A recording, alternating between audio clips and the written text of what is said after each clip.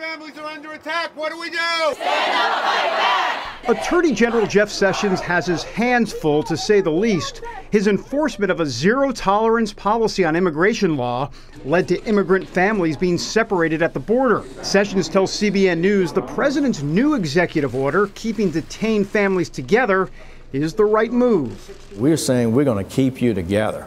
We're going to do our best in every way possible to protect the family unit and give you a fair adjudication of a claim of asylum if you make it. And then that's the way we'll process these cases. But to keep families together, Sessions and the Justice Department will need to challenge a rule on the books saying that children can only be detained for 20 days. We're asking the court to give us some more time. That'll be a big part of what we're doing. The images of families being separated at the border has been a PR nightmare. These optics have not been good for the administration. What's the response to that? Well, it hasn't been good. And the American people don't like the idea that we're separating families. We never really intended to do that. What we intended to do was to make sure that adults who bring children into the country are charged with the crime they've committed, instead of giving that special group of adults immunity from prosecution, which is what, in effect, we were doing. So I think it's the right thing. We'll work our way through it and try to do it in the most compassionate way possible. As for the children that are now separated from their parents, the Department of Health and Human Services says they're awaiting further guidance as to what the next move will be.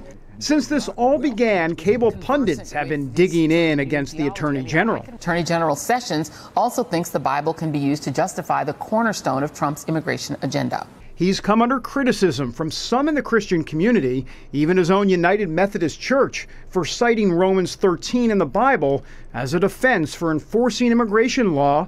And in our interview, he didn't back down. I don't think that was an extreme position that I took, and I directed it not to say that religion requires these laws on immigration. I just simply said to my Christian friends, you know, the United States has laws, and I believe Paul was clear in Romans that we should try to follow the laws of the government of which we are a part.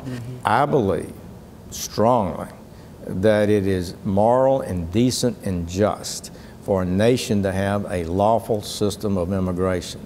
How tough has this been for you to hear some of the criticism, even from some of your own brothers? Look at what's going on in your church right now, which... Yeah, it is, it's painful, but I am pretty well resolved that we try to consider the concerns that people have. If they're legitimate, I try to respond to them. So I think our church people are really concerned about children. That's what I'm hearing. I feel it.